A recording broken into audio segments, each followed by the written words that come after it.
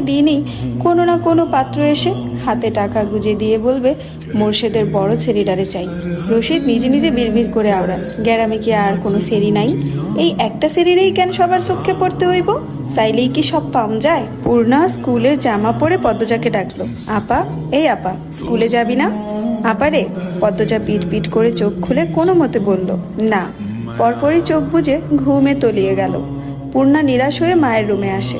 আম্মা, আপার কি হইছে? স্কুলে যাইব না? হেমলতা বিছানা ঝাড়া রেখে পূর্ণার দিকে কড়া চোখে তাকান, রাগী স্বরে বলেন, যাইব কি? যাবে বলবি। পূর্ণা মাথা নত করে ফেলল।